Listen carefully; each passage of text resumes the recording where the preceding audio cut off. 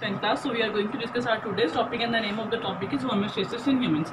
जो हमारा पिछला टॉपिक था उसमें हम लोगों ने होम्योस्टेसिस इन प्लांट्स पढ़ा था कि प्लांट्स में होम्योस्टेसिस किस तरह से होती है। उसमें हम लोगों ने पढ़ा कि प्लांट्स कार्बन डाइऑक्साइड और ऑक्सीजन का रिमूवल किस तरह से करते हैं, प्लांट्स जो है वो वाटर का रिमूवल किस तरह से करते हैं, मेटाबॉलिक वेस्ट का रिमूवल किस तरह से होता है।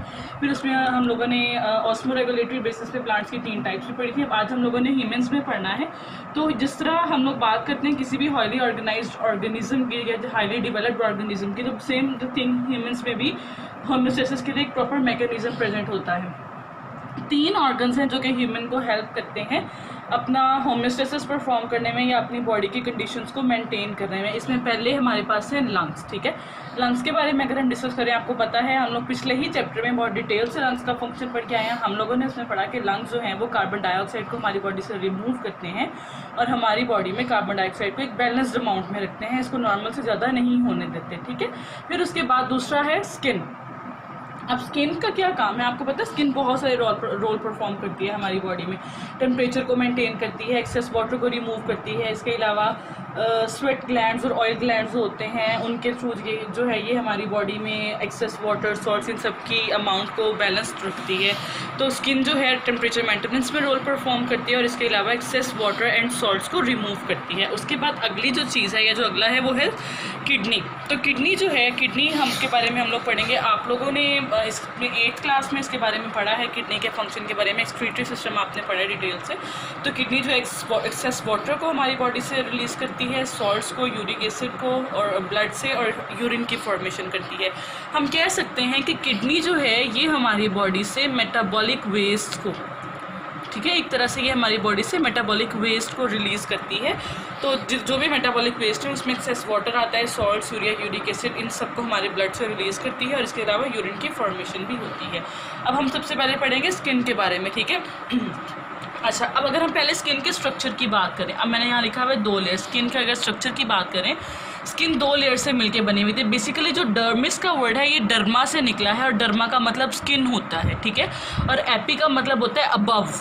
ठीक है, डर्मिस वर्ड डर्मा से निकला है जिसका मतलब स्किन होता है और एपी का मतलब होता है अबव। अब स्किन 2 लेयर्स पे कंसिस्ट करती है, एक डर्मिस और दूसरी एपिडर्मिस। सबसे पहले हम एपिडर्मिस के बारे में पढ़ेंगे। एपिडर्मिस जो है ये हमारी डर्मिस के ऊपर, यानी कि स्किन की जो 2 लेयर्स हैं उनमें जो नीचे वाली डर्मिस स्किन है उसके ऊपर एपिडर्मिस प्रेजेंट है, जो कि आउटर प्रोटेक्टिव लेयर है। आउटर प्रोटेक्टिव लेयर है, इसमें ना तो ब्लड वेसल्स होती हैं ना नर्व एंडिंग्स होती हैं, कनेक्शन इसमें नहीं है। ठीक है, अच्छा, उसके बाद हम डर्मिस की अगर हम बात करें, डर्मिस जो है ये इनर लेयर है, यानी कि एपिडर्मिस से नीचे डर्मिस प्रेजेंट होती है, इनर लेयर है और इसमें ब्लड वेसल्स भी होती हैं, नर्व एंडिंग्स भी होती हैं, यानी कि नर्व सेल्स वगैरह की जो एंडिंग्स है, जो न्यूरॉन्स की हम लोग बात करते हैं। इसके अलावा यहाँ पे फैट सेल्स प्रेजेंट होते हैं जो कि इंसुलेटिंग लेयर प्रोवाइड करते हैं, स्वेटल आइल ग्लैंड्स प्रेजेंट होते हैं और हेयर्स भी यहाँ पर ही प्रेजेंट होते हैं।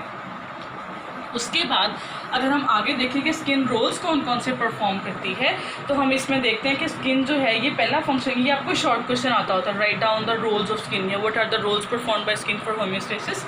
अच्छा, तो स्किन का रोल क्या है? एक चीज़, ये रेगुलेशन ऑफ बॉडी टेम्परेचर, यानी कि जो हमारा बॉडी टेम्परेचर है इसको रेगुलेट करती है। हमारी देखिए जब भी टेम्परेचर से हमारा इंटरेक्ट होता है तो सबसे पहले हमारी स्किन को ही टेम्परेचर को फेस करना होता है ना, स्किन ने ही उसको फील करना होता है और इसके अकॉर्डिंग फिर हमारी बॉडी के इंटरनल कंडीशन के अकॉर्डिंग उस टेम्परेचर को मेंटेन करना होता है। तो ये क्या करती है? बॉडी टेम्परेचर को रेगुलेट करती है। इसके अलावा जैसा हम लोगों ने पढ़ा था कि स्किन में फैट सेल्स होते हैं, तो ये जो फैट सेल्स होते हैं डर्मिस के अंदर, ये इंसुलेट करते हैं बॉडी को। इंसुलेट का मतलब होता है कि रोक देना या एक पर्टिकुलर चीज़ पे रखना। जैसे आप लोग कहते हो कि वायर के अराउंड इंसुलेशन हुई हुई होती है, वो क्या होती है कि वो करंट को नहीं ना आगे पास होने देती है, आपको करंट नहीं लगता। अब बेसिकली जो करंट चल रहा है वायर में उसके अराउंड इंसुलेटिंग लेयर एक उन्होंने बनाई हुई। तो यही चीज़ कि ये इंसुलेट करती है बॉडी को, हमारे फैट सेल्स, यानी कि हमारी जो बॉडी है इसको बाहर वाली चीज़ों को इस पर असरअंदाज नहीं होने देती। अच्छा, अब फिर हम लोगों ने पढ़ा था कि हेयर्स जो हैं वो प्रेजेंट होते हैं हमारे मसल्स में। अब इन हेयर्स के नीचे स्किन के अंदर, यानी कि हमारी डर्मिस में, इन हेयर्स के साथ स्मॉल मसल्स अटैच हुए होते हैं, छोटे छोटे मसल्स होते हैं। ये मसल्स कॉन्ट्रैक्ट करते हैं तो इरेक्शन होती है हेयर्स की, जिसको हम कहते हैं कि गूज बम्प फॉर्मेशन हो गई है। आपने देखा होगा सर्दियाँ हो या गर्मियाँ हो, समटाइम अगर आप एकदम से बहुत गर्मी में जाते हो या एकदम से बहुत सर्दी में जाते हो तो आपके ये जो हेयर्स होते हैं स्किन के ऊपर, ये हेयर्स खड़े हो जाते हैं। ठीक है, जैसे हम हैंड्स पे बात करेंगे, इसके इसके अलावा हमारी आर्म्स पे भी होते हैं, तो ये हेयर्स खड़े हो जाते हैं, इसको हम गूज बम्प फॉर्मेशन कहते हैं।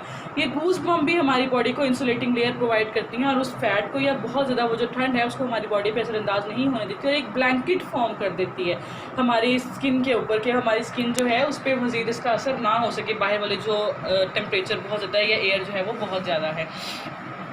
उसके अलावा हमारी स्किन का एक और फंक्शन है क्या, कि स्वेट प्रोड्यूस करती है। हमारी स्किन में जो स्वेट और ऑयल ग्लैंड्स प्रेजेंट होते हैं वो स्वेट प्रोड्यूस करते हैं। अब इस स्वेट का काम क्या होता है आपको पता है? एक तो एवेपोरेशन का प्रोसेस होता है। एवेपोरेशन का प्रोसेस जो होता है उस एवेपोरेशन के प्रोसेस के थ्रू हमारी स्किन को कूलिंग इफेक्ट मिलता है, ठीक है। उसके अलावा इस स्वेटिंग के थ्रू ही हमारी स्किन से जो एक्सेस हीट होती है वो एस्केप हो जाती है। इसके अलावा इस स्वेटिंग के थ्रू ही हमारी बॉडी से जो मेटाबॉलिक वेस्ट होता है, इफ़ यू रिमेंबर अभी पीछे ही हम लोग पढ़ के आए हैं मेटाबॉलिक वेस्ट के बारे में। क्या होता है मेटाबॉलिक वेस्ट? जो हमारा मेटाबॉलिज्म के थ्रू रिलीज होता है, जिसमें हम किसी को कंसीडर करते हैं सॉल्ट्स, यूरिया, यूरिक एसिड जो कि ब्लड में होते हैं। इसके अलावा एक्सेस वाटर वगैरह भी जो है वो भी हमारे पास इसी में आ जाता है। तो मेटाबॉलिक वेस्ट जो है वो भी स्वेट के थ्रू रिमूव कराए जाते हैं। ये हो गया हमारा पहला ऑर्गन जो कि फंक्शन परफॉर्म करता है होम्योस्टेसिस में। अब उसके बाद हम डिस्कस करेंगे दूसरा ऑर्गन, दैट इज लंग्स, ठीक है। लंग्स के बारे में हम पढ़ेंगे। अच्छा, अब ये देखिए मैंने यहाँ लिखा हुआ है from previous chapter. It doesn't means कि आपने इसको प्रीवियस चैप्टर से करना है, इट मीन्स कि इसका आइडिया आपने प्रीवियस चैप्टर से लेना है, ठीक है। प्रीवियस चैप्टर से आइडिया लेने का मतलब क्या है कि आपने आपके पिछले चैप्टर में रेस्पिरेटरी सिस्टम को बहुत डिटेल से पढ़ा है, इसके स्ट्रक्चर्स के बारे में, इसके फंक्शंस के बारे में, लंग्स के बारे में आप लोगों ने, और आगे रेस्पिरेटरी सिस्टम के पार्ट्स के बारे में आपने, इसमें मौजूद सारे ऑर्गन्स के बारे में।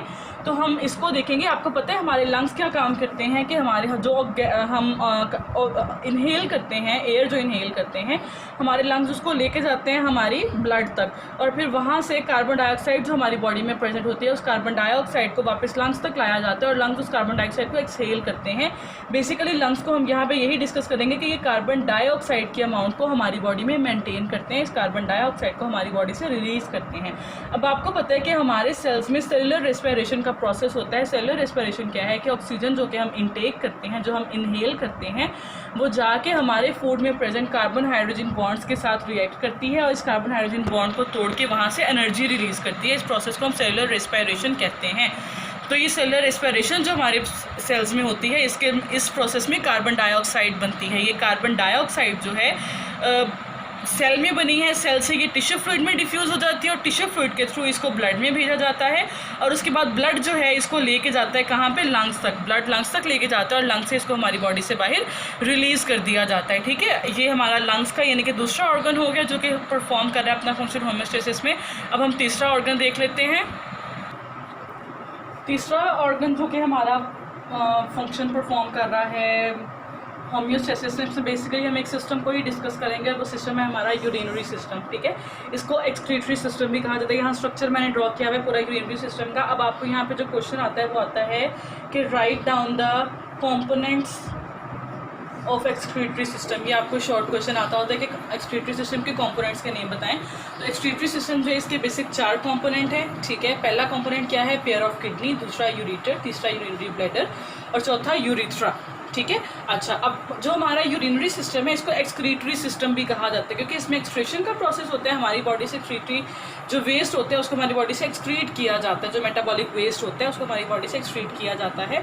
अब जो किडनीज़ हैं, आपको पता है किडनीज़ के, आप लोगों ने इसके बारे में भी 8th क्लास में पढ़ा है। तो किडनी में क्या होता है, बेसिकली यूरिन की फॉर्मेशन होती है। किडनीज़ का काम क्या है कि इन्होंने ब्लड को फिल्टर करना है, नाइट्रोजनस वेस्ट को एक्सट्रैक्ट करना है ब्लड से और फिर क्या करना है, यूरिन फॉर्मेशन करनी है। यूरिटर जो है ये एक हमारे पास यूरिटर एक ट्यूब है जो कि यूरिन को लेके जाती है किडनी से यूरिनरी ब्लैडर तक। Ureter is a tube by which urine leaves the kidney. उसके बाद यूरिनरी ब्लैडर। यूरिनरी ब्लैडर वो पार्ट है हमारे यूरिनरी सिस्टम का जहाँ पर टेम्परेरली यूरिन स्टोर होता है, ठीक है, जहाँ पर यूरिन को टेम्परेरली स्टोर किया जाता है। और इसके बाद हमारे पास है यूरिथ्रा। यूरिथ्रा वो ओपनिंग है जिसके थ्रू यूरिन को बॉडी से रिलीज़ किया जाता है। तो ये हमारा बेसिक है यूरिनरी सिस्टम जो कि होम्योस्टेसिस में हमें हेल्प कर रहा होता है। तो अभी तक हमारा टॉपिक यहाँ तक ही था। इंशाल्लाह कल का जो हमारा लेक्चर होगा उसमें हम डिटेल से किडनी का स्ट्रक्चर पढ़ेंगे। This is all from my side today. Thank you so much to all of you. अब हम इसकी रीडिंग कर लेते हैं। रीडिंग कर लेते हैं हम तो रीडिंग में हमारा टॉपिक यहाँ से स्टार्ट हो रहा है. Homeostasis in humans. Like other complex animals, humans have highly developed system for homeostasis. The following are the main organs which work for homeostasis. पहला हमारे पास है lungs. Lungs remove excess carbon dioxide and keep it in balance.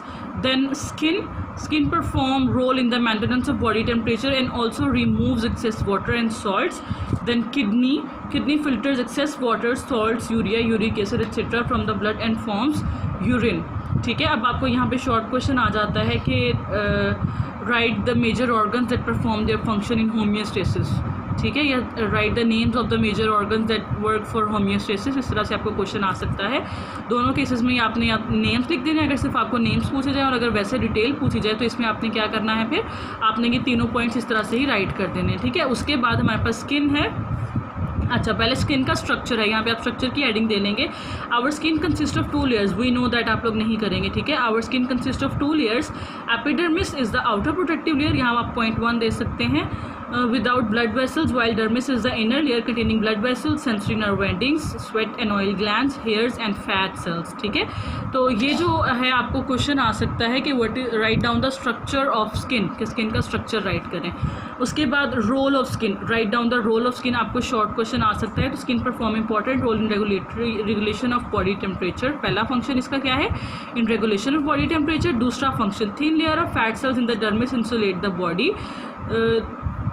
ये इसका दूसरा function हो गया. Then तीसरा function, contraction of small muscles attach to hair form goose bumps. It create an insulating blanket of warm air. ठीक है, ये इसका तीसरा फंक्शन है. उसके बाद आगे इसका फोर्थ फंक्शन क्या है, skin helps in providing cooling effect when sweat is produced by sweat glands and excess body heat escapes through evaporation.